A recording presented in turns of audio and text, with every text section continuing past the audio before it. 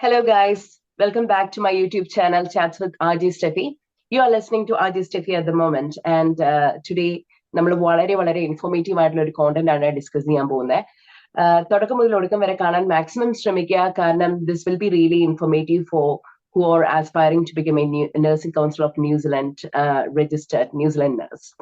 So ഒരുപാട് പേർക്കുള്ള doubts ആണ് ന്യൂസിലൻഡിലെ പുതിയ പ്രോസസ് ഓഫ് എക്സാമിനേഷൻസ് എങ്ങനെയാണ്. അതിലിപ്പോ എനിക്ക് തോന്നുന്നു ഞാൻ പലപ്പോഴും അതിനെപ്പറ്റി മച്ച് അവെയർ ആയിരുന്നില്ല, കാരണം ഞാൻ ചെയ്ത പ്രോഗ്രാം കോമ്പിറ്റൻസി അസസ്മെന്റ് പ്രോഗ്രാം ആണ്. അതൊരു എൻറ്റയർലി ഡിഫറെന്റ് പ്രോഗ്രാം ആണ്.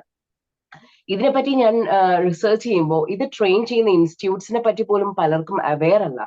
സോ ഇന്നത്തെ നമ്മുടെ video that will be much focusing on എന്താണ് nursing council of New Zealand implement ചെയ്ത പുതിയ ഒസ്കി പ്രോഗ്രാം. ഒരു ഇന്റർനാഷണൽ നഴ്സിന് ഒരു തിയററ്റിക്കൽ എക്സാം ഉണ്ട്. We will discuss it later. So first in this video we will be focusing on this OSCE program. അതിന്റെ training centre ക്രൈസ്റ്റ്ചർച്ചിലാണുള്ളത്. So ഇതിനെ പറ്റി എല്ലാം പറയാൻ ഞാൻ ഒരു ബെസ്റ്റ് പേഴ്സൺ ആണെന്ന് എനിക്ക് തോന്നുന്നില്ല. So I would like to invite one of the prominent OSCE trainers in New Zealand, Nithya Kurinjoy, to spare some time with us explaining how to crack OSCE and എന്താണ് ന്യൂസിലൻഡിലെ OSCE system എന്ന് നമുക്ക് വ്യക്തമാക്കി തരാൻ ഇന്ന് നമ്മുടെ കൂടെ ചേച്ചി join ചെയ്യുന്നുണ്ട്. Welcome Nithya on to the interview. Yeah, I would like to thank Steffi giving me an opportunity to explain what is OSCE, and because like as you explained before, most of the candidates are really worried what is OSCE, and they actually don't know what is OSCE and what they have to do before they appear the exam, what would be the preparation time and those things. So I'm really happy to explain those things on behalf of Splendor. Nityയുടെ first student OSCE pass ആയിട്ട് they have a really good experience as well. ഇപ്പൊ കുറെ batch ഇപ്പൊ നമ്മളുടെ complete ആയി. ഇപ്പോ ആകെ 1-2 പേര് ഫെയിൽ ആയി. അത് I have to admit that. അത് ഒഴികെ ബാക്കി എല്ലാവരും തന്നെ പാസ് ആയിട്ടുണ്ട്. അപ്പോൾ അത് എൻറ്റയർലി അപ് ടു അത് ടൈം മാനേജ്മെന്റിന്റെ കുറച്ച് ഇഷ്യൂസ് ഉണ്ടായിരുന്നു അവർക്ക് ടൈം മാനേജ് ചെയ്യാൻ പറ്റിയില്ല. കാരണം ഡെയിലി ക്ലാസ്സസ് അറ്റൻഡ് ചെയ്താൽ നമുക്ക് ടൈം മാനേജ് ചെയ്യുന്ന എങ്ങനെയാന്ന് കുറച്ചും കൂടെ മനസ്സിലാവും. അവർക്ക് അവരുടെ ഡ്യൂട്ടി ഷെഡ്യൂൾസ് അതൊക്കെ കാരണം അവർക്ക് കുറച്ച് ക്ലാസ്സസ് മിസ്സായിരുന്നു. അപ്പോഴത്തേനും അവർക്ക് നന്നായിട്ട് പെർഫോം ചെയ്യാൻ പറ്റിയില്ല. അതായിരുന്നു എൻ്റെ reason for this fail. Other than that, all of my candidates have good result. അതൊരു വളരെ പ്ലസ് ആണ് കേട്ടോ, കാരണം ഒരു പുതിയ എക്സാം സ്കീം പുറത്തു കൊണ്ടുവന്ന് നിത്യ ഇത്രയും കുട്ടികളെ ട്രെയിൻ ചെയ്ത് and you are already A registered nurse here. So താങ്കളുടെ വർക്ക് സ്കെഡ്യൂളിന് അനുസരിച്ച് അതിന്റെ ഇടയിൽ കൂടെ ഇത്രയും പേരെ സ്ക്വീസ് ചെയ്ത് അവരെ പാസ് ചെയ്യാൻ ഹെൽപ്പ് ചെയ്തെന്ന് പറഞ്ഞാൽ that's a really big thing. അത് അഡ്മിറ്റ് ചെയ്തേ പറ്റത്തുള്ളൂ. So anyway congratulations Nithya. Anyway so main ആയിട്ട് ഈ OSCE എന്ന് പറയുന്ന ഒരു ഒബ്ജക്റ്റീവ് സ്ട്രക്ചർ ക്ലിനിക്കൽ എക്സാമിനേഷൻ, ആ ഒരു OSCE എന്ത് പാറ്റേൺ ആണ് നമ്മുടെ ന്യൂസിലാൻഡിൽ, what pattern it is following, അതിന്റെ ഡ്യൂറേഷൻ, അതെങ്ങനെയാണ് ആ OSCE എക്സാം നമ്മുടെ ബേസിക് ആയിട്ട് വാട്ട് ഈസ് ഇറ്റ് എന്നൊരു ഓവർവ്യൂ ഞങ്ങൾക്ക് തരാമോ? ഓക്കെ, സോ OSCE എക്സാം ഇത് പറഞ്ഞ പോലെ ആദ്യം ഇവർക്ക് 2 days ഓറിയന്റേഷൻ കൊടുക്കും. അതായത് നമ്മളിപ്പോ ക്രൈസ്റ്റ് ചർച്ചിൽ വെച്ചിട്ടാണ് ആ orientation. Nurses mode simulation and assessment centre എന്ന് പറഞ്ഞൊരു സെന്ററിൽ വെച്ചിട്ടാണ് ഇവർക്ക് 2 days ഓറിയന്റേഷൻ കൊടുക്കുന്നത്. ഈ ഓറിയന്റേഷൻ പീരീഡിൽ actually most of the candidates ഇപ്പൊ സൗദിയിൽ നിന്നുള്ളവർ, ഖത്തറിൽ നിന്നുള്ളവർ, അങ്ങനെയുള്ള രജിസ്റ്റേർഡ് നഴ്സസ് ഇവിടെ രജിസ്ട്രേഷൻ കിട്ടാൻ വേണ്ടി അവർക്ക് അറിയില്ല ഇങ്ങനെ ഒരു ട്രെയിനിങ് അവൈലബിൾ ആണ്, അല്ലെങ്കിൽ നമ്മൾ ട്രെയിനിങ് അണ്ടർഗോ ചെയ്ത് കഴിഞ്ഞാൽ കുറച്ചുകൂടി നമ്മൾക്ക് എങ്ങനെ OSCE ക്രാക്ക് ചെയ്യാമെന്ന് കുറച്ചുകൂടി മനസ്സിലാക്കുന്ന അവർക്ക് അവെയർ അല്ല. അപ്പൊ അവർ ചെയ്യുന്ന ബുക്ക് ചെയ്തിട്ട് ഡയറക്ട്ലി പോകും. Because they are expecting the fact that ഈ 2 days ഓറിയന്റേഷനിൽ അവരെല്ലാം എക്സ്പ്ലെയിൻ ചെയ്യുന്നു. ബട്ട് നോ, ഈ 2 days ഓറിയന്റേഷൻ പീരീഡ് എന്ന് പറഞ്ഞു കഴിഞ്ഞാൽ ആരെങ്കിലും ക്യാപ്പ് ചെയ്തവരാണെങ്കിൽ മനസ്സിലാവും നമുക്ക് ന്യൂസിലൻഡിന്റെ കൾച്ചർ എങ്ങനെയാണ്, ന്യൂസിലൻഡ് എങ്ങനെയാണ് ഒറിജിനേറ്റ് ചെയ്തത്, നമ്മുടെ ട്രീറ്റി ഓഫ് വൈറ്റാങ്കി എന്തൊക്കെയാണ്, അതിന്റെ പ്രിൻസിപ്പിൾസ് എന്തൊക്കെയാണ്, ഇങ്ങനെയുള്ള കാര്യങ്ങൾ മാത്രമാണ് ഈ 2 days അവർ പറയുന്നത്. They not explaining anything about the stations. ഈ സ്റ്റേഷൻസ് എത്ര മിനിറ്റ് ആണ്, അവിടെ നമ്മൾ എന്താണ് പെർഫോം ചെയ്യുന്നത്, നമ്മൾ ഇവാലുവേറ്റ് ചെയ്യുന്ന ക്രൈറ്റീരിയാസ് എന്തൊക്കെയാണ്, ഇതൊന്നും അവർ എക്സ്പ്ലെയിൻ ചെയ്യാൻ പോകുന്നില്ല. അപ്പൊ അങ്ങനെയുള്ളവർക്ക് കുറച്ച് ഡിഫിക്കൽട്ടാണ്. അപ്പൊ ഈ 2 days ഓറിയന്റേഷൻ അവർക്ക് സത്യം പറഞ്ഞാൽ അധികം യൂസ്ഫുള്ളേ അല്ല.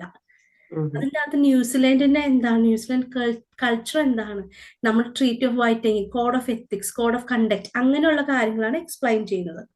അപ്പൊ ശരിക്കും പറഞ്ഞാൽ ഒസ്കി ക്രാക്ക് ചെയ്യാനുള്ള ഒരു തരത്തിലുള്ള ഹെൽപ്ഫുൾ ആയിട്ടുള്ള തിങ്സും ഓറിയന്റേഷനിൽ പ്രോപ്പറായിട്ട് വരുന്നില്ല. അവർ കൾച്ചറൽ അവയർനെസ് മാത്രമാണ് കൊടുക്കുന്നത്.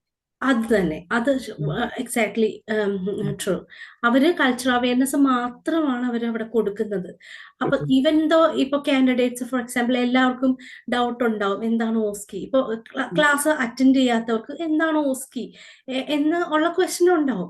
ഈ ക്വസ്റ്റ്യൻ അവർ അവിടെ ചോദിക്കുമ്പോഴത്തേനും ഇവർ പറയാൻ പോകുന്നത് sorry, we are not the OSCE trainers, we are not allowed to explain all those things. അത് നിങ്ങൾക്ക് ഓരോ സ്റ്റേഷനിൽ പോകുമ്പോഴേ മനസ്സിലാവുള്ളൂ. ശരിക്കും പറഞ്ഞാൽ കുറെ candidates they were literally shocked. അവിടെ ചെന്ന് കഴിഞ്ഞപ്പോഴത്തേനും ഓറിയന്റേഷൻ ഉണ്ടാവും എന്ന് പറഞ്ഞിട്ട് ഓറിയന്റേഷൻ ഒന്നും കിട്ടാതെ ഡയറക്റ്റ് സ്റ്റേഷൻസിലേക്ക് ഈ 2 days കഴിഞ്ഞ് പോകുമ്പോഴത്തേനും അവർക്ക് അറിയില്ല അവിടെ എന്താണ് ചെയ്യേണ്ടത്. കാരണം it is scary but true that OSCE അത്ര എളുപ്പമുള്ള ഒരു എക്സാം അല്ല. അത് ഒത്തിരി ഫെയിലിയർ റേറ്റ്സ് വരുന്നുണ്ട്. അത് അവര് കുറച്ച്, പിന്നെ ഇതിന്റെ എന്താണ് ഇതിന്റെ ക്രൈറ്റീരിയ എന്ന് ആദ്യം ആർക്കും അറിയില്ലായിരുന്നു. മാർക്കിംഗ് ക്രൈറ്റീരിയ എന്താണ് ഫസ്റ്റ് ബാച്ചിനൊന്നും അറിയില്ലായിരുന്നു. അപ്പത്തേനും അങ്ങനെ വരുന്നവർ കുറെ ഫെയിലിയർ റേറ്റ്സ് ഉണ്ട്. നമ്മൾ നന്നായിട്ട് പ്രിപ്പയർ ചെയ്ത് ഓരോ സ്റ്റേഷനിലും നമ്മൾ എന്താ ചെയ്യേണ്ടതെന്ന് എക്സ്പെക്ട് ചെയ്ത് പോയി കഴിഞ്ഞാൽ 100% നമുക്ക് ക്രാക്ക് ചെയ്യാം ഓസ്കി. ഓക്കെ. ഈ ഓസ്കി ഒരു എത്ര അവർ സെഷൻ ഓസ്കിയാണ് അവരിപ്പോ നടത്തുന്നത്? അവർ പറയുന്നത് 5 hours നമ്മൾ പ്രിപ്പയർഡ് ആവണം. കാരണം നമുക്ക് അതിൻ്റെ ഇടയ്ക്ക് ബ്രേക്സ് വരുന്നുണ്ട്, അങ്ങനെയുള്ള കാര്യങ്ങളൊക്കെ വരുന്നുണ്ട്. പക്ഷെ 3 hours ആയിരിക്കും മോസ്റ്റ്ലി എക്സാം പോകുന്നത്. ഈ സ്റ്റേഷനിൽ ഒരു 10 minutes വെച്ചിട്ടാണ് പോകുന്നത്. അപ്പൊ ഈ 10 minutes 10 stations ഉണ്ട്. അപ്പൊ ഈ 10 സ്റ്റേഷനിൽ ഫസ്റ്റ് 2 minutes എന്ന് പറഞ്ഞു കഴിഞ്ഞാൽ അവർക്കൊരു പീസ് ഓഫ് പേപ്പറിൽ പേഷ്യന്റ് ഡീറ്റെയിൽസ്, പിന്നെ എന്താണ് ആ സ്റ്റേഷനിൽ ചെയ്യണ്ടേ, ഡീറ്റെയിൽഡ് ആയിട്ടല്ല. ഇപ്പൊ ഫോർ എക്സാമ്പിൾ അസസ്മെന്റ് ആണെങ്കിൽ അസസ്മെന്റ് ചെയ്യണമെന്ന് എഴുതി വെച്ചിട്ടുണ്ടാവും. ഇത് നമുക്ക് റീഡ് ചെയ്യാൻ പറ്റും കാൻഡിഡേറ്റ്സിന്. ഇതിന് ഇവർ 2 minutes കൊടുക്കും.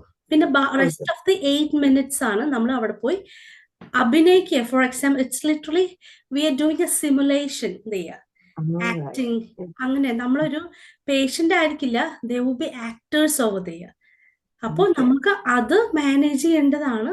അതാണ് ഒരു it is a hard nut to crack actually. അത് നമ്മൾ നന്നായിട്ട് പ്രാക്ടീസ് ചെയ്ത് കഴിഞ്ഞ് കഴിഞ്ഞാൽ നമുക്ക് അത് അച്ചീവ് ചെയ്യാൻ പറ്റും. എനിക്ക് തോന്നി ഇപ്പൊ നിത്യ പറഞ്ഞു കേട്ടിട്ട് എനിക്ക് തോന്നുന്നത് പ്രോപ്പർ ആയിട്ടുള്ള ടൈം മാനേജ്മെന്റ് ഇതിൽ വളരെ ഇമ്പോർട്ടന്റ് ആണെന്ന് തോന്നുന്നു. ഈ 10 minutes കഴിഞ്ഞാൽ നമുക്ക് ആ സ്റ്റേഷനിൽ കണ്ടിന്യൂ ചെയ്യാൻ പറ്റുമോ if we have not finished the thing? ഇതെന്താ ചെയ്യുന്നതെന്ന് വെച്ച് കഴിഞ്ഞാൽ ഫോർ എക്സാമ്പിൾ 8 minutes ആവാറാകുമ്പോഴത്തേനും they're gonna ring the bell. Then you have to get out of that station. അവിടെ പിന്നെ നമുക്കത് ചെയ്യാൻ പറ്റിയില്ല എന്ന് പറഞ്ഞതിൽ കാര്യമില്ല. അത് because they not gonna allow it. Time management is a crucial thing. അത് നമ്മൾ പ്രാക്ടീസ് ചെയ്തേ പറ്റൂ. അത് നമ്മൾ അത് ഞാൻ പറഞ്ഞ പ്രോപ്പറായിട്ട് ട്രെയിനിങ് എടുത്തു കഴിഞ്ഞാൽ we can manage the time over there. നമ്മൾ പെട്ടെന്ന് 8 minutes അല്ലേ ഉള്ളൂ, ആക്ടിങ് ചെയ്താൽ പോരെ എന്നുള്ളൊരു ലാഘവത്തോടു കൂടി പോയി കഴിഞ്ഞ് കഴിഞ്ഞാൽ you're gonna fail. But definitely നിങ്ങൾ പ്രാക്ടീസ് കണ്ടിന്യൂസ് ആയിട്ട് പ്രാക്ടീസ് ചെയ്ത് ആ ടൈം 8 minutes പ്രാക്ടീസ് ചെയ്ത് കഴിഞ്ഞാൽ ഡെഫിനറ്റ്ലി they're gonna pass.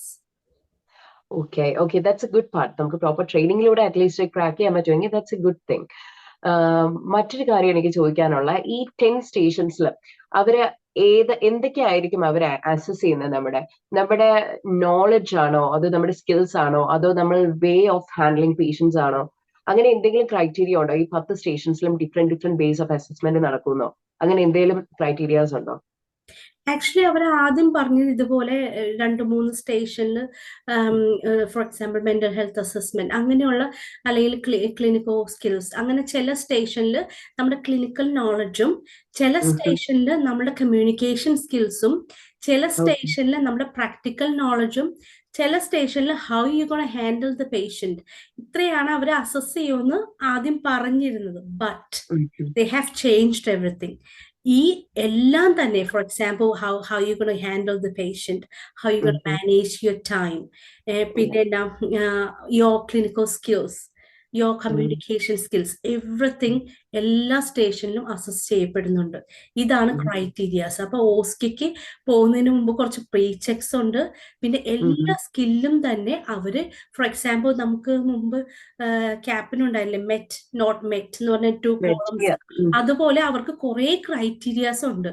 അപ്പൊ തന്നെ അവരത് ടിക്ക് ചെയ്തിട്ട് പോകും.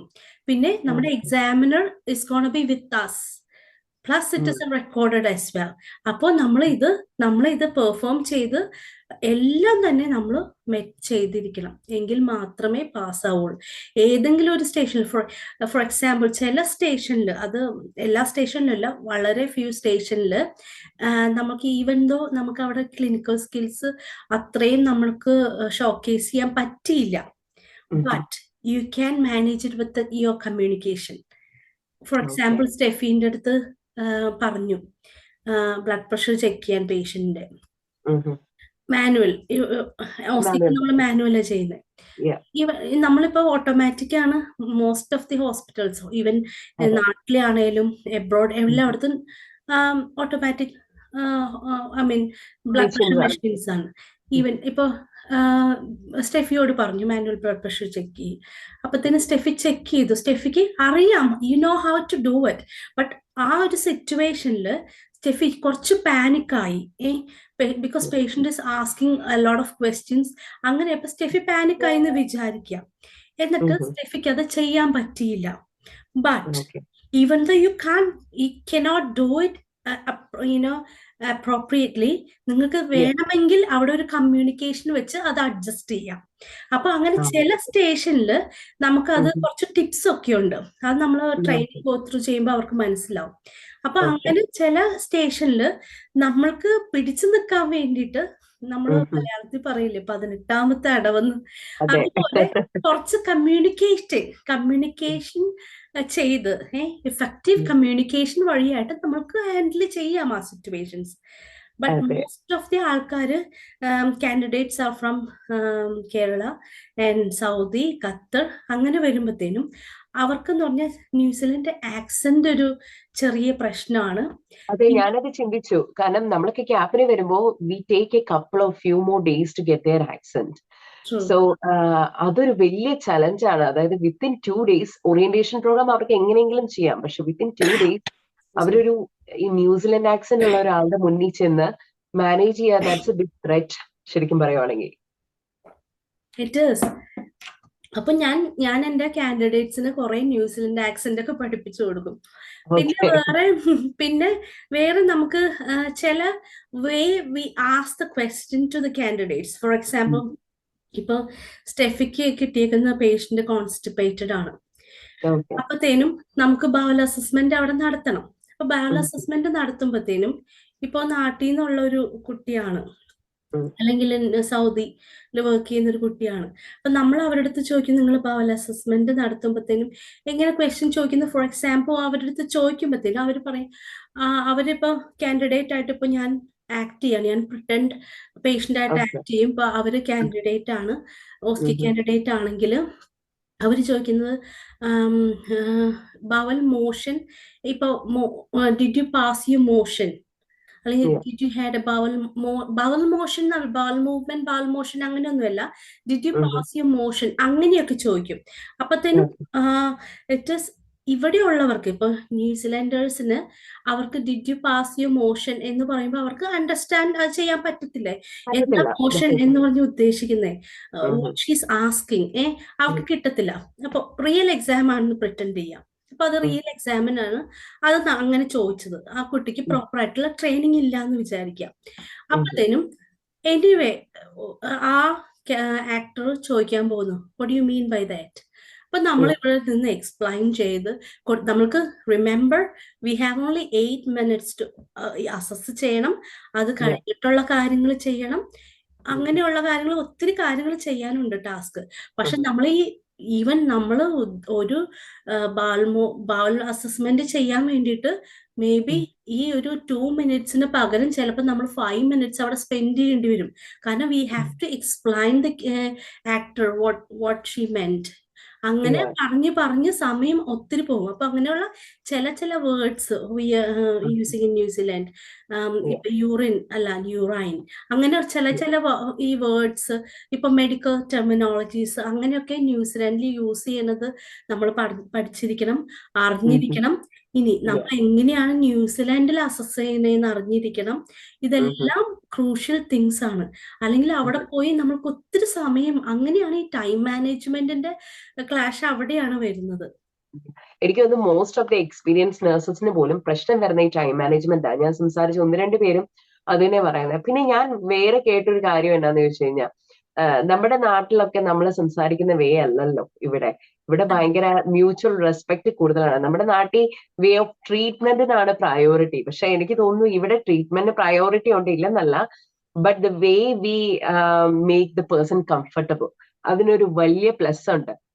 ഇമോഷൻ സപ്പോർട്ട് എന്നൊക്കെ എനിക്ക് തോന്നിയിട്ടുണ്ട്. സോ അതൊരു ബിഗ് ചലഞ്ച് ആയിരിക്കും പെട്ടെന്ന് ഈ ഒരു കൾച്ചറിലോട്ട് എൻറ്റർ ചെയ്യുമ്പോൾ. That is definitely gonna to be a big challenge എന്ന് എനിക്ക് തോന്നിയിട്ടുണ്ട്. എക്സാക്ട്ലി. നമ്മളിപ്പോ ഒരു പ്രൊസീജിയർ ചെയ്യാൻ പോകുമ്പോഴത്തേനും നമ്മളവിടെ ഒരു പ്രൈവസി പ്രൊവൈഡ് ചെയ്യുന്നത്, അവരുടെ വെർബൽ കൺസെന്റ് എടുക്കുന്നത്, അവരോട് സംസാരിക്കുന്നത് എല്ലാം ഡിഫറെന്റ് ആണ്.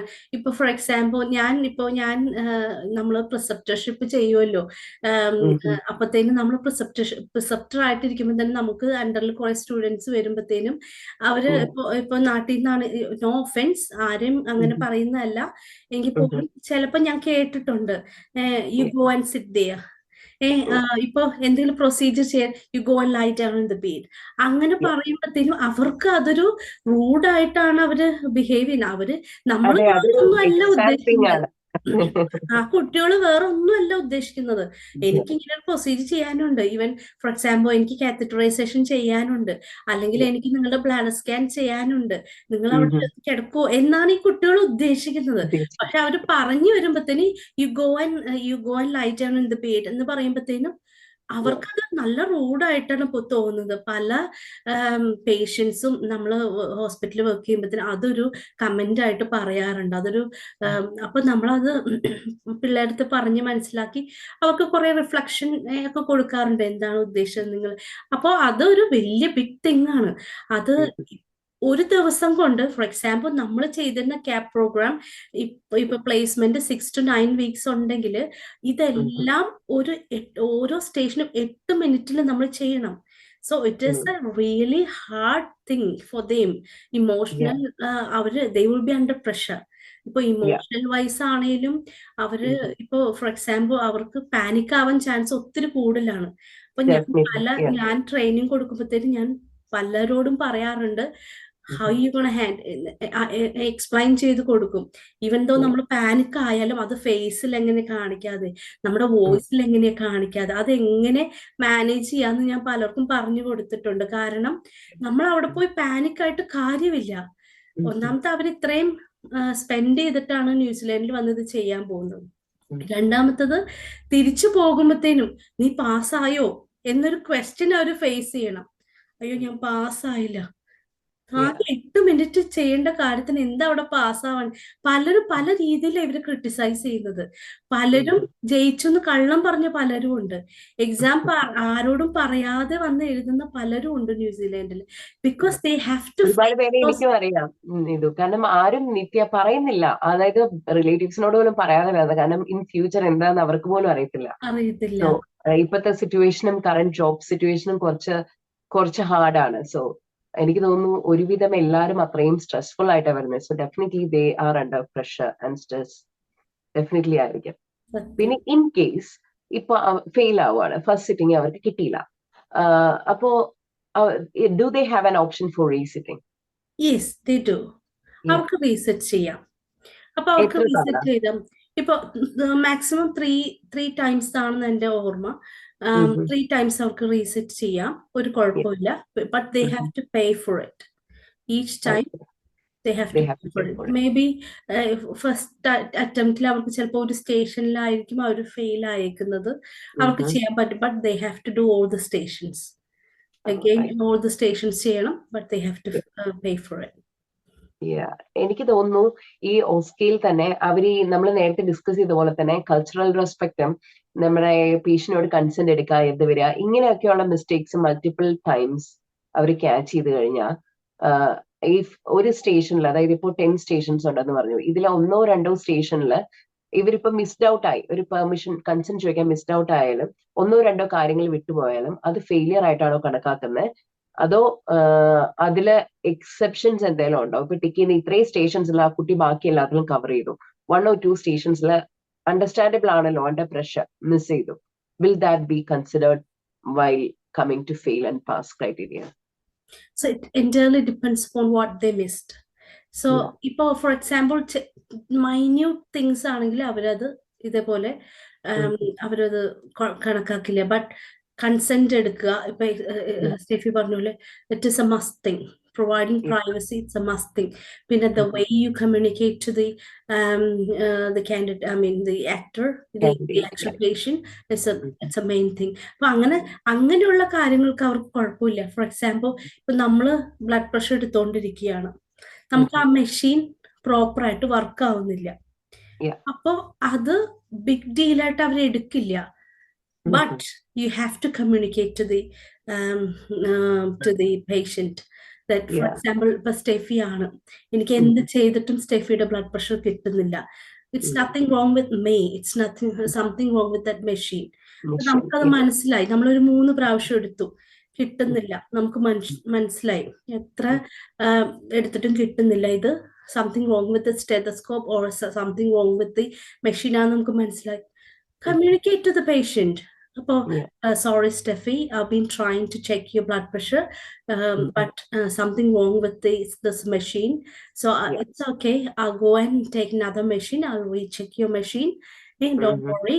Rest all the parameters are looking good. All the numbers are reassuring. The way you handle the situation is most important. അപ്പോൾ നമ്മളവിടെ സിറ്റുവേഷൻ ഹാൻഡിൽ ചെയ്താൽ മതി. ഇപ്പൊ ആ മെഷീൻ വർക്ക് ചെയ്യുന്നില്ല, ബട്ട് നമുക്ക് ആർക്കും പ്രെഡിക്റ്റ് ചെയ്യാൻ പറ്റത്തില്ല നമുക്ക് കിട്ടാൻ പോകുന്ന മെഷീൻ കറക്റ്റ് ആയിരിക്കുമോ, അല്ലെ ഒന്നും പറയാൻ പറ്റത്തില്ല. പെട്ടെന്നൊരു ടെക്നിക്കൽ എറർ അവിടെ സംഭവിച്ചു, അല്ലെങ്കിൽ മെഷീനിലുള്ള എന്തെങ്കിലും ബുദ്ധിമുട്ട് കാരണം നമുക്ക് കിട്ടുന്നില്ല.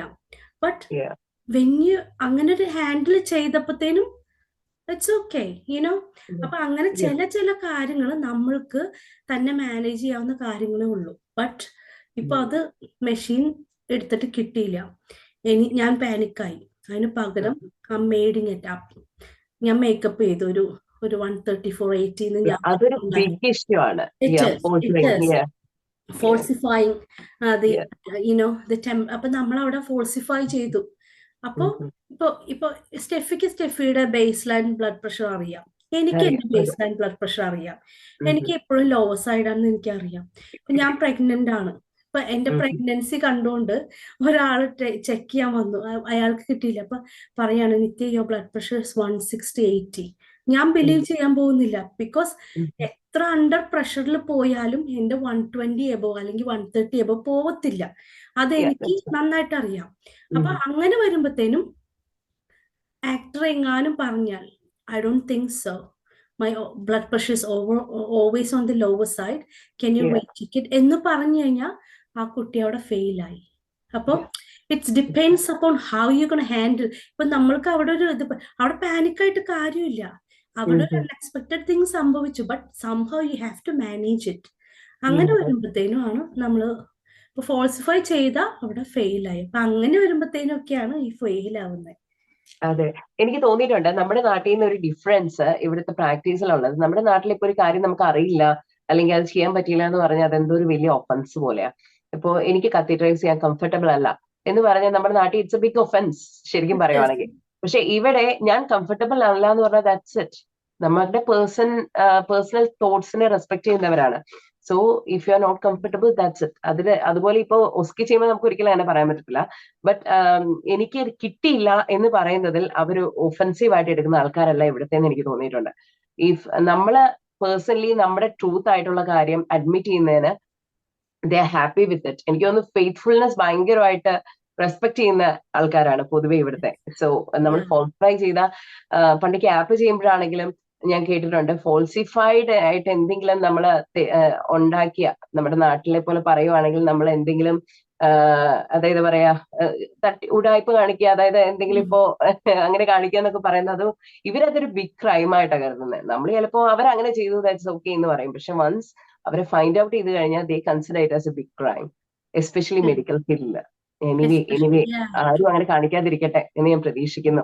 ഇവര് ഹോണസ്റ്റി അവര് നന്നായിട്ട് നോക്കുന്നുണ്ട്. കാരണം even though it is an exam, നമ്മൾ ഹോണസ്റ്റ് ആണോ, നമ്മുടെ ഹോണസ്റ്റി അവിടെ കാണിച്ച് കുഴപ്പമില്ല. എന്നോർത്ത് എല്ലാ സ്റ്റേഷനിലും നമുക്കിത് ആപ്ലിക്കബിൾ ആണെന്ന് ഞാൻ ഉദ്ദേശിക്കുന്നില്ല.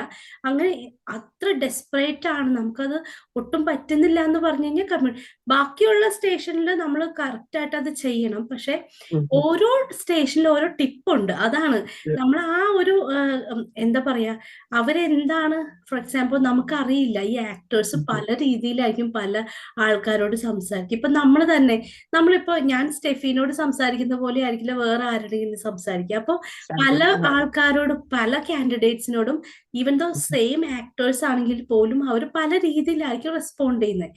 എനിക്കിപ്പോ ഞാൻ ഒത്തിരി കോൺഫിഡന്റ് ആണ്, ആ ആക്ടർ പറയുന്ന എന്തും എനിക്കറിയാം, അല്ലെങ്കിൽ എനിക്ക് പറയാം എന്നുണ്ടെങ്കിൽ എന്നോട് അധികം ക്വസ്റ്റ്യൻ ചോദിച്ചിട്ട് കാര്യമില്ല. ബിക്കോസ് ദേ നോ, അവർക്ക് കാണുമ്പോൾ തന്നെ നമ്മൾ ചെയ്യുന്നത് way we communicate or the way we do things, അപ്പൊ തന്നെ മനസ്സിലാവും ഈ പുള്ളിക്കാരത്തേക്ക് മിക്കതും അറിയാം. പക്ഷെ നമ്മൾ അവിടെ പോയി പാനിക്കായിട്ട് സംസാരത്തിൽ ഇല്ലേ, നമ്മൾ ചിലപ്പോ പാനിക് ആകുമ്പോൾ നമ്മുടെ വോയിസ് ഒക്കെ താഴും.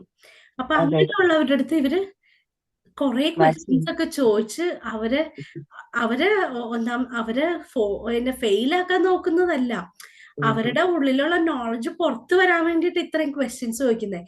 പക്ഷെ നമ്മൾ കൂടുതൽ കാൻഡിഡേറ്റ്സ് മോർ പാനിക് ആവുകയാണ്. അങ്ങനെയുള്ള സിറ്റുവേഷൻസ് ഡീൽ ചെയ്യണ എങ്ങനെയാന്ന് നമ്മൾ we have to go for a training. നമ്മൾ മസ്റ്റ് ആയിട്ട് ട്രെയിനിങ്ങിന് പോയി കഴിഞ്ഞാൽ മാത്രമേ അത് നമുക്ക് മനസ്സിലാവുള്ളൂ. അതെ, അത് ശരിയാണ്. പിന്നെ എനിക്ക് തോന്നുന്നു നമ്മുടെ മിഷനറീസ്, അതായത് ഇപ്പൊ ന്യൂസിലാൻഡിൽ ഇപ്പൊ ബ്ലഡ് പ്രഷറിന് യൂസ് ചെയ്യുന്ന മിഷൻ ആയിരിക്കില്ല മോസ്റ്റ്ലി ഇപ്പോ UAE-ലുള്ള ഒരാൾ യൂസ് ചെയ്യുന്നത്, അല്ലെങ്കിൽ നാട്ടിലുള്ള ഒരാൾ യൂസ് ചെയ്യുന്നത്. സോ ഈ മെഷീൻ, അതുപോലെ ടെമ്പറേച്ചർ ചെക്കിംഗ് മെഷീൻ എല്ലാം ഡിഫറെന്റ് ആയിരിക്കും. ഈ മെഷീനറീസ് ഫെമിലിയറൈസ് ചെയ്യാൻ വേണ്ടി അവർക്ക് എന്തെങ്കിലും ഒരു ഓപ്പർച്യൂണിറ്റി ഇവർ കൊടുക്കുന്നുണ്ടോ ഈ ഓറിയന്റേഷൻ ടൈമില്? ഇവര് നമുക്ക് tympanic thermometer, how to use the tympanic thermometer, അത് അവർ കാണിച്ചു കൊടുക്കുന്നുണ്ട്, ടിംബാനിക് തെർമോമീറ്റർ. പിന്നെ ഈ ബ്ലഡ് പ്രഷർ മെഷീനിൽ വലിയ ഇതൊന്നും വരുന്നില്ല, വ്യത്യാസമൊന്നും വരുന്നില്ല, അത് ഓൾമോസ്റ്റ് സെയിം തന്നെയാണ്. അപ്പൊ അതുകൊണ്ട് അത് അവര് കാണിച്ചു കൊടുക്കുന്നില്ല. പിന്നെ some of the candidates had ഈ dressing pack, how to open the dressing pack, അങ്ങനെ അവർക്ക് കാണിച്ചു കൊടുത്തു. 1-2 ബാച്ചിന് കാണിച്ചു കൊടുത്തില്ലായിരുന്നു. ഐ തിങ്ക് മേ ബി അവരോട് ചോദിച്ചു കാണും, നിങ്ങൾക്ക് അറിയാമോ, അപ്പൊ അറിയാം എന്ന് വല്ലതും പറഞ്ഞു കാണും, എനിക്കറിയില്ല അതെന്താ സംഭവിച്ചതെന്ന്. അപ്പൊ അവര് അങ്ങനെ 2 കാര്യങ്ങൾ അവിടെ കാണിച്ചു കൊടുക്കുന്നുണ്ട്. കാരണം ടിംബാനിക് എല്ലാവർക്കും ഫെമിലിയർ അല്ലല്ലോ, അപ്പൊ ടിംബാനിക് തെർമോമീറ്റർ എങ്ങനെ യൂസ് ചെയ്യുന്നതെന്ന് കാണിച്ചു കൊടുക്കുന്നുണ്ട്.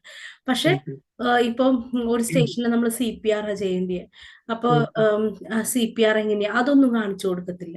അല്ലെങ്കിൽ ബാക്കിയുള്ള എങ്ങനെയാണ് ചെക്ക് ചെയ്യേണ്ടത്, അല്ലെങ്കിൽ അസസ്മെന്റ് സ്റ്റേഷനിൽ എങ്ങനെയാ അസസ് ചെയ്യണം, അതൊന്നും അവർ പറഞ്ഞു തരത്തില്ല. ബാക്കി ഒന്നും പറഞ്ഞു കൊടുക്കത്തില്ല. ഇങ്ങനെ ഒരു കപ്പിൾ ഓഫ് തിങ്സ് മാത്രം അവർ കാണിച്ചു കൊടുക്കുന്നുണ്ട്. അതുപോലെ ഇവിടെ എനിക്കറിയില്ല അവർ ഹോസ്പിറ്റൽ സെറ്റപ്പിലാണോ ഈ സിമുലേഷൻ നടത്തുന്നതെന്ന് എനിക്കറിയത്തില്ല. പക്ഷെ കോൾ ബെൽ സിസ്റ്റം എല്ലാം, എമർജൻസി ബെൽ സിസ്റ്റം, ഇതൊക്കെ നമ്മൾ കോമൺ ആയിട്ട് ഇവിടെ യൂസ് ചെയ്യുന്ന കാര്യങ്ങളെല്ലാം അവര് ഫെമിലിയറൈസ് ചെയ്യാൻ എന്തെങ്കിലും ഇനിഷ്യേറ്റീവ്നെസ് ഇവർ കൊടുക്കുന്നുണ്ടോ, അതോ അത് നമുക്കൊരു ട്രെയിനിങ്ങിൽ കൂടെ മാത്രം കിട്ടുന്നതാണോ? അത് ട്രെയിനിങ് കൂടി മാത്രമേ കിട്ടത്തുള്ളൂ, അത് അവർ കാണിച്ചു കൊടുക്കുന്നില്ല. ഇത് ഹോസ്പിറ്റൽ സെറ്റപ്പ് പോലെ തന്നെയാണ് ആ റൂംസ് എല്ലാം സെറ്റപ്പ് ചെയ്തിരിക്കുന്നത്. ബട്ട് അതൊന്നും അവര് ഓറിയന്റേഷൻ ഡേയിലൊന്നും കാണിച്ചൊന്നും കൊടുക്കുന്നില്ല. അത് അവര് ശരിക്കും പറഞ്ഞാൽ അത് ഭയങ്കര അൺഫോർച്ചുനേറ്റ്. അതായത് ഓറിയന്റേഷൻ ഇതെല്ലാം കിട്ടുന്ന പ്രതീക്ഷിച്ച് വരുന്ന ഒരാൾക്ക് ഡയറക്റ്റ് ചെന്ന് അവരെ അങ്ങ് കംപ്ലീറ്റ്ലി അവരെ അങ്ങ് നടുക്കടലിലോട്ട് ഇടുന്ന ഒരു പ്രതീതിയാണ് ശരിക്കും പറയുവാണെങ്കിൽ. ആ ഒരു നമ്മൾ അങ്ങനെ ഒരു എക്സ്പെക്ടേഷൻ വരുന്ന ഒരാൾക്ക്. പിന്നെ ട്രെയിനിങ് എടുക്കുന്ന ആൾക്കാരാണ് എനിക്ക് തോന്നുന്നു മോസ്റ്റ്ലി ഇപ്പൊ എല്ലാവരും ട്രെയിനിങ്ങിനെ പറ്റി അവെയർ ആയിട്ട് ട്രെയിനിങ് എടുക്കാൻ തുടങ്ങിയിട്ടുണ്ടെന്ന് എനിക്ക് തോന്നുന്നു. പക്ഷെ ഇതില്ലാതെ വരുന്നവരുടെ ഒരു അവസ്ഥയാണ് ഞാൻ പറഞ്ഞത്. അങ്ങനെ എന്നിട്ടും പാസ്സാവുന്നവരുണ്ടെങ്കിൽ we should hats off them. നമ്മളൊരു 10 പേര് എക്സാം എഴുതി കഴിഞ്ഞാൽ ഒരു 4-5 അത്രയ്ക്ക് പാസ് ആവുന്നുള്ളൂ. കാരണം ചിലവര് ഞാൻ പറഞ്ഞ പോലെ നമ്മൾ പ്രാക്ടീസ് ചെയ്യാനായിട്ട് ഇപ്പൊ എനിക്ക് പറയാനേ പറ്റുള്ളൂ. ഇപ്പൊ സ്റ്റെഫിയുടെ അടുത്ത് ഞാൻ ഇങ്ങനെ എനിക്കിപ്പോ സ്റ്റെഫിയാണ് കാൻഡിഡേറ്റ്, സ്റ്റെഫി ഇങ്ങനെ പ്രാക്ടീസ് ചെയ്യണം, അങ്ങനെ പ്രാക്ടീസ് ചെയ്യണം, നമുക്ക് പറയാനേ പറ്റുള്ളൂ. അവരുടെ വീട്ടിലെ സിറ്റുവേഷൻ ആണോ, അവരുടെ ഹോസ്പിറ്റൽ വർക്ക് സിറ്റുവേഷൻ ആണോ എന്താണെന്നറിയില്ല. ചില ആൾക്കാർക്ക് അങ്ങനെ ടൈം കിട്ടാറില്ല. അവര് ഓക്കെ ഇത്രയല്ലേ ചെയ്യാനുള്ളൂ, അവിടെ ചെന്ന് ചെയ്യാം എന്ന് പോസ്റ്റ്പോൺ ചെയ്യുന്ന ഒത്തിരി പേരുണ്ട്. അല്ലെങ്കിൽ ക്വസ്റ്റ്യൻസ് വരാറുണ്ട്, മാം ഇത് ഒരു 2 days മുമ്പ് എല്ലാ സ്റ്റേഷനും ഒന്നുകൂടി ചെയ്ത് നോക്കിയാൽ പോരെ എന്ന് ചോദിക്കുന്ന പല കാൻഡിഡേറ്റ്സും ഉണ്ട്. അപ്പൊ എന്റെ ആൻസറിന് ഇറ്റ്സ് എ ബിഗ് നോ. എല്ലാ ദിവസവും നിങ്ങൾ അത് ട്രെയിൻ ചെയ്ത് എന്തൊക്കെയാണ് ഒരു സ്റ്റേഷനിൽ എന്തൊക്കെയാണ് ട്രെയിൻ ചെയ്ത് എല്ലാ ദിവസവും നിങ്ങൾ അത് പ്രാക്ടീസ് ചെയ്ത് നിങ്ങളൊരു പ്രിട്ടൻഡ് പേഷ്യന്റ് ഉണ്ട് എന്ന് കരുതി കഴിഞ്ഞ് കഴിഞ്ഞാൽ it's so easy. And my next advice, wherever you go for the training, ask the questions. Most of the കാൻഡിഡേറ്റ്സും അവർ ചോദ്യം ചോദിക്കില്ല. എല്ലാം പറഞ്ഞു കഴിഞ്ഞാൽ മനസ്സിലായോ, എന്തെങ്കിലും ക്വസ്റ്റ്യൻ ഉണ്ടോ, ഇല്ല മാം മനസ്സിലായി, അങ്ങനെയല്ല.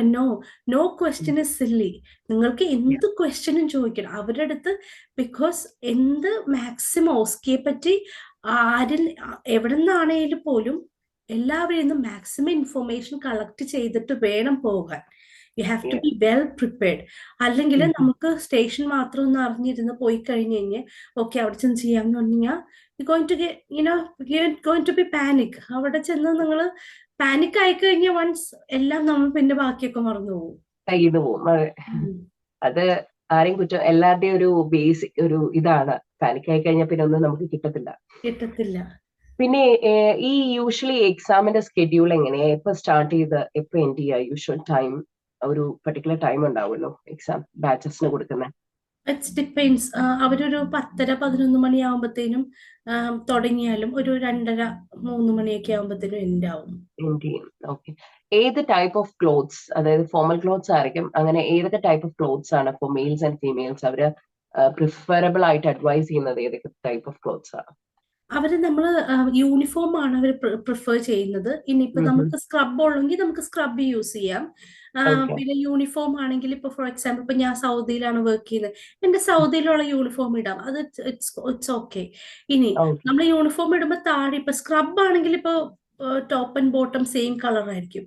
ബട്ട് വേറെ എന്തെങ്കിലും യൂണിഫോം ആണെങ്കിൽ pant should be black in colour. Black colour പാൻസും ഒരു ബ്ലാക്ക് ഷൂസും ബ്ലാക്കോ അധികം കളർഫുൾ അല്ലാത്ത സോക്സും, നമുക്കത് വെളിയിൽ കാണാത്ത രീതിയിലുള്ള നല്ല നീറ്റ് ആൻഡ് ടൈഡി ആയിട്ടുള്ള സോക്സും ഇട്ട് എന്നിട്ട് വെൽ ഗ്രൂംഡ് ആയിട്ട് പോകണം. ഇപ്പൊ നമ്മുടെ പേഴ്സണൽ തിങ്സ് ഒന്നും കൊണ്ടുപോകാൻ പറ്റില്ല. ഫോർ എക്സാമ്പിൾ ഫോബ് വാച്ചോ അങ്ങനെ ഒന്നും കൊണ്ടുപോകാൻ പറ്റില്ല.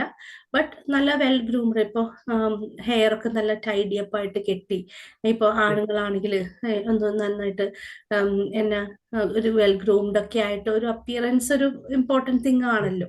അപ്പൊ അങ്ങനെ പോണമെന്നാണ് ഇവര് സജസ്റ്റ് ചെയ്യുന്നത്. അവര് നമ്മുടെ സെൽഫ് ഇൻട്രൊഡക്ഷൻ അങ്ങനെ എന്തെങ്കിലും മോസ്കിയിൽ ചോദിക്കുന്നുണ്ടോ അവര് സ്റ്റാർട്ട് ചെയ്യുമ്പോ? I mean സ്റ്റേഷനിലോ?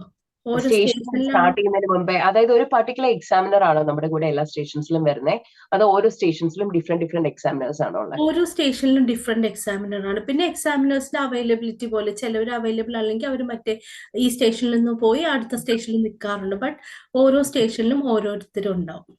ഓക്കെ. ഇപ്പൊ ഒരു സ്റ്റേഷന് 8 minutes കൊണ്ട് നമ്മൾ തീർക്കണം എന്ന് പറഞ്ഞല്ലോ. അപ്പോ ഈ 8 minutes മുന്നേ നമ്മളിപ്പോ ഒരു സ്റ്റേഷൻ കവർ ചെയ്തു, സംബഡി ഈസ് റിയലി എഫിഷ്യന്റ്, അതായത് കവർ ചെയ്തെങ്കിൽ ആ ടൈം നമുക്ക് നെക്സ്റ്റ് സ്റ്റേഷനിൽ എക്സ്ട്രാ യൂട്ടിലൈസ് ചെയ്യാൻ പറ്റുമോ? നോ, ഓരോ സ്റ്റേഷനിലും ഫിക്സഡ് ടൈം, അത് നമുക്ക് ഒരു വേറെ സ്റ്റേഷനിൽ ചേഞ്ച് ചെയ്യാൻ പറ്റില്ല.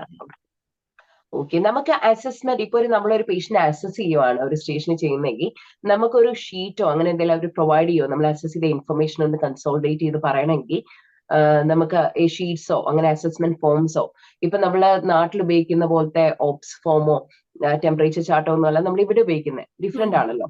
അപ്പൊ ആ ചാർട്ട്സ് ഒക്കെ ഇവരെങ്ങനെ ഫെമിലിയറൈസ് ആവും? പെട്ടെന്ന് നമുക്ക് തന്നെ ഇവിടെ ഹോസ്പിറ്റൽസിലൊക്കെ ജോയിൻ ചെയ്യുമ്പോൾ ഇവരുടെ ചാർട്ട്സ് എല്ലാം ഫെമിലിയറൈസ് ചെയ്യാൻ നമുക്ക് കുറച്ച് ടൈം എടുക്കും. സോ അതുപോലെ ഇവർക്ക് ഡെഫിനറ്റ്ലി അവർ ഇവിടുത്തെ ചാർട്ട്സ് ആൻഡ് ഫോംസ് ആയിരിക്കും ഉപയോഗിക്കുന്നത്. അപ്പോ ആ ഫോം ഒന്ന് കൊടുത്ത് അവർക്ക് അതിനെപ്പറ്റി ഒന്ന് അവെയർ ആവാനോ കാണാനോ എന്തെങ്കിലും ഒരു ഓപ്ഷൻ ഓറിയന്റേഷൻ ടൈമിലോ അതിന് മുന്നേ അവർ കൊടുക്കുന്നുണ്ടോ? അത് അവർ കൊടുക്കുന്നില്ല. അപ്പൊ അതിനാണ് നിങ്ങൾ you have to undergo for a training. അപ്പൊ നമ്മൾ ട്രെയിനിങ് ചെയ്യുമ്പോഴത്തേനും നമ്മളിപ്പോ ഫോർ എക്സാമ്പിൾ ഞാൻ എൻ്റെ കാൻഡിഡേറ്റ്സിന് ഫോംസ് ഒക്കെ സ്കാൻ ചെയ്ത് അയച്ചു കൊടുക്കും. അപ്പൊ ഇങ്ങനെയാണ് ഫോം, പിന്നെ ഒരു ടെംപ്ലേറ്റ് പോലെ ഇങ്ങനെ ഇപ്പൊ മെഡിക്കേഷൻ അഡ്മിനിസ്ട്രേഷൻ എന്ന സ്റ്റേഷനിൽ നമ്മളത് ചെയ്യണമല്ലോ, ഡ്രഗ് ചാർട്ട് ഉണ്ടാവുമല്ലോ. അപ്പൊ ആ ഡ്രഗ് ചാർട്ട് എങ്ങനെ ഇരിക്കും, അത് ഒന്ന് സ്കാൻ ചെയ്തിട്ട് അയച്ചു കൊടുക്കും. എന്നിട്ട് അവരെടുത്ത് അപ്പൊ അവര് അപ്പൊ അവര് ചില ആൾക്കാർ അത് പ്രിന്റ് ഔട്ട് എടുത്തിട്ട് യൂസ് ചെയ്യുന്നവരുണ്ട്. അപ്പൊ അങ്ങനെ അപ്പൊ ചില കാര്യങ്ങൾ നമുക്ക് കോൺഫിഡൻഷ്യൽ ആണ്, ഇങ്ങനെ പബ്ലിക് പ്ലാറ്റ്ഫോമിൽ എനിക്ക് ഡിസ്കസ് ചെയ്യാൻ പറ്റില്ല. എന്നാലും മോസ്റ്റ് ഓഫ് ദി ഫോംസ് അവിടെ യൂസ് ചെയ്യുന്ന ഐ മീൻ ആ ഫോം തന്നെയല്ല, എന്നാലും നമ്മൾ ഫോംസും കാര്യങ്ങളൊക്കെ ആയിട്ട് ആക്കണം. അല്ലെങ്കിൽ അവിടെ അവർ ചെന്ന് കഴിഞ്ഞാൽ അവർക്ക് എന്താ ചെയ്യണ്ടേ, എവിടെ സൈൻ ചെയ്യണ്ടേ, അതൊക്കെ അവർക്ക് ഒരു കുറച്ച് ബുദ്ധിമുട്ട് വരും. എനിക്ക് തോന്നുന്നു നമ്മളൊക്കെ ക്യാമ്പ് ചെയ്തിരുന്ന സമയത്ത് നമുക്ക് അവിടെ ചെല്ലുമ്പോൾ ഒരു ഓറിയന്റേഷൻ പോലെ ഇതെല്ലാം പറഞ്ഞു തരുമായിരുന്നു. That is much easier. ശരിക്കും എനിക്ക് തോന്നുന്നു ക്യാമ്പിന്റെ ആ ടൈമിൽ നമ്മൾ മച്ച് റിലാക്സ്ഡ് ആയിരുന്നു compared to what it is here. നമ്മൾ ഇപ്പൊ വിചാരിക്കും ടൈം ഫ്രെയിം കുറവാണ്, പക്ഷെ സ്ട്രെസ്സും നമ്മൾ എടുക്കുന്ന ആ ഒരു ലെവലൊക്കെ ആലോചിക്കുമ്പോൾ എനിക്ക് തോന്നുന്നു ക്യാമ്പ്, എന്നെ സംബന്ധിച്ചിടത്തോളം ഞാൻ നോക്കുവാണെങ്കിൽ ക്യാമ്പ് വാസ് ഫാർ ബെറ്റർ. ആ സമയത്തെ നമ്മളൊക്കെ രക്ഷപ്പെട്ടു പോയി എന്ന് വേണേ പറയാം, എന്നെ സംബന്ധിച്ച് നോക്കുവാണെങ്കിൽ. ഞാനും അത് തന്നെ ചിന്തിച്ചു. അപ്പൊ കുറെ ഇപ്പൊ നമുക്കൊരു സ്പ്ലെൻഡോർ ന്യൂസിലാൻഡ് എന്ന് പറഞ്ഞൊരു എഡ്യൂക്കേഷൻ കൺസൾട്ടൻസി ഉണ്ട്. അപ്പൊ അത് ത്രൂ പ്രോസസ് ചെയ്യുന്നവരുണ്ട്. പിന്നെ സ്പ്ലെൻഡോർ ന്യൂസിലാൻഡിന്റെ ഭാഗമായിട്ട് തന്നെയാണ് നമ്മളിവിടെ ട്രെയിനിങ് കൊടുക്കുന്നതും. അപ്പൊ അങ്ങനെ വരുമ്പോഴത്തേനും ഈ കാൻഡിഡേറ്റ്സ് ആദ്യം എന്നോട് പറയുമായിരുന്നു, മാം ഓസ്കി ടഫ് അല്ലേ അങ്ങനെ. അപ്പൊ ഞാൻ അത് ട്രെയിനിങ് കൊടുക്കുന്നതിന് മുമ്പ് ഞാൻ പറയുമായിരുന്നു, ഇതല്ലേ എളുപ്പം, ഓരോ സ്റ്റേഷനിലും ഒരു 10 മിനിറ്റ്സ് സ്പെൻഡ് ചെയ്താൽ പോരെ, അത് കഴിഞ്ഞ് പാസ്. ഞങ്ങളൊക്കെ ഇത്രയും നാള് ന്യൂസിലാൻഡിൽ വന്നിട്ട് ഇന്ന ഇതിൽ കൂടെ ഗോ ത്രൂ ചെയ്തു എന്നൊക്കെ എക്സ്പ്ലെയിൻ ചെയ്തു. But when I started giving OSCE training, I realized that how hard it is mentally. അല്ലേ, നമ്മള് ഒത്തിരി സ്ട്രെസ്സാണ് ഇത്രയും ഒരു മിനിറ്റിനുള്ളിൽ ഇത്രയും. ഫോർ എക്സാമ്പിൾ ഇപ്പൊ ഞാൻ ന്യൂസിലാൻഡ് നഴ്സിംഗ് കൗൺസിലിന്റെ കോമ്പറ്റൻസീസ് എല്ലാ കോമ്പറ്റൻസീസും കൂടി ഗോ ത്രൂ ചെയ്തപ്പോഴത്തേനും I realized the fact that ഈ എല്ലാ കോമ്പറ്റൻസിയും തന്നെയാണ് ഈ stations. It's like nothing different in that. ഞാനിങ്ങനെ വായിച്ചു നോക്കിയപ്പോഴത്തേനും നമ്മൾ example self assessment, peer assessment ഒക്കെ നോക്കി ജസ്റ്റ് സ്റ്റേഷൻസ് നോക്കിയപ്പോഴത്തേനും exactly the same, treaty of വൈറ്റങ്കിയുടെ പ്രിൻസിപ്പിൾ. അവിടെ നമ്മൾ ഈ സ്റ്റേഷനിലും അത് തന്നെയല്ലേ ഉപയോഗിക്കുന്നത്, നമ്മൾ ചെയ്യുന്നത്. നമ്മളൊരു പേഷ്യന്റ് ആയിട്ട് ഇപ്പൊ 4.1 ആണെന്ന് തോന്നുന്നു നെഗോഷിയേറ്റ് ചെയ്യുന്ന ഒരു ഇതുണ്ട്, അത് തന്നെ വേറെ സ്റ്റേഷനായിട്ട് ഇവർ കൊടുത്തിട്ടുണ്ട്. അപ്പൊ ചുരുക്കി പറഞ്ഞു കഴിഞ്ഞാൽ ഈ കോമ്പറ്റൻസീസ് തന്നെ, ഈ 4 കോമ്പറ്റൻസീസ് തന്നെയാണ് 10 സ്റ്റേഷനായിട്ട് ഇവരിവിടെ അവതരിപ്പിക്കുന്നത്. പ്ലസ് നമ്മുടെ ഹോസ്പിറ്റലിൽ നടക്കുന്ന സിനാരിയോസ് ഒക്കെ തന്നെയാണ് ഈ ഓസ്കിക്കകത്തും ഇവർ ഇംപ്ലിമെന്റ് ചെയ്തിരിക്കുന്നത്. അപ്പൊ അവര് ന്യൂ ആയിട്ടൊരു സാധനം ഉണ്ടാക്കിയേക്കുന്നതല്ല, ഇത് ഉള്ള സാധനങ്ങളൊക്കെ തന്നെ. ബട്ട് അവര് അതിനെ നന്നായിട്ട് കൺസൈസ് ചെയ്ത് ടൈം ലിമിറ്റ് നന്നായിട്ട് കുറച്ചു. പിന്നെ കുറച്ചും കൂടെ അസസ് ചെയ്യാനുള്ള ക്രൈറ്റീരിയാസും അവര് കുറച്ചും കൂടി കൂട്ടി. അപ്പൊ അങ്ങനെ വന്നപ്പോ എല്ലാവർക്കും ഒരു ഹാർഡ്ഷിപ്പായിട്ട് മാറി. ഇനി വരാൻ പോകുന്ന കാൻഡിഡേറ്റ്സ് ഒക്കെ പ്രോപ്പർ ട്രെയിനിങ് വഴി, ഇപ്പൊ നിങ്ങളും പ്രൊവൈഡ് ചെയ്യുന്നുണ്ട് ട്രെയിനിങ്, വളരെ നല്ല അഭിപ്രായമാണ് നമുക്ക് കേട്ടിക്കൊണ്ടിരിക്കുന്നത്. സോ ആ ട്രെയിനിങ് വഴിയൊക്കെ പ്രോപ്പർ ആയിട്ട് ഒരുപാട് പേരെ ഇനിയും ഓസ്കി ഒക്കെ പാസ് ഔട്ട് ചെയ്യാൻ ഹെൽപ്പ് ചെയ്യാൻ നെറ്റിക്ക് പറ്റട്ടെ എന്ന് ഞാൻ ട്രസ്റ്റ് ചെയ്യുന്നു, ഞാൻ വിശ്വസിക്കുന്നു. So all the very best for your future training programmes as well. So ഇത്രയും തിരക്ക് പിടിച്ചിട്ട്, എനിക്കറിയാം how much busy you are at this moment. So ഇത്രയും തിരക്കുള്ള സമയത്ത് ഇത്രയും ടൈം ഞങ്ങൾക്ക് വേണ്ടി സ്പെയർ ചെയ്ത ഒസ്കിയെ പറ്റി ഒരു ബേസിക് ഔട്ട്ലൈൻ, എനിക്ക് തോന്നുന്നു കാണുന്ന എല്ലാവർക്കും ഒസ്കി എന്താന്ന് അറ്റ്ലീസ്റ്റ് ഒരു ബേസിക് ഔട്ട്ലൈൻ ഉണ്ടാവും. ഒസ്കി ട്രെയിനിങ് വേണോ വേണ്ടയോ എന്നൊക്കെ ഡിസൈഡ് ചെയ്യാൻ കൺഫ്യൂഷൻ അടിച്ചിരിക്കുന്ന ഒരുപാട് പേരെ എനിക്കറിയാം. സോ അവർക്ക് എല്ലാവർക്കും ഈ വീഡിയോ ഹെൽപ്ഫുൾ ആയിരിക്കും ഞാൻ പ്രതീക്ഷിക്കുന്നു. സോ എല്ലാവരും വീഡിയോ കാണുക, കണ്ട് ഇഷ്ടപ്പെടുവാണെങ്കിൽ സബ്സ്ക്രൈബ് ചെയ്യുക. പിന്നെ ഇനിയിപ്പോ നിങ്ങൾക്ക് തിയററ്റിക്കൽ എക്സാം ഉണ്ട്, അതായത് ഓവർസീസിൽ നമുക്ക് ചെയ്യാൻ പറ്റുന്ന ന്യൂസിലൻഡ് രജിസ്ട്രേഷന് വേണ്ടി തിയററ്റിക്കൽ എക്സാം ഉണ്ട്. അതിന്റെ വീഡിയോ എനിക്ക് സൂൺ ചെയ്യാൻ പറ്റുന്ന ഞാൻ പ്രതീക്ഷിക്കുന്നു, hopefully. So subscribe me and promote me more for doing such informative videos in future as well. Apo thank you so much, Nitya. Thank you so much. It's my pleasure. Thank you.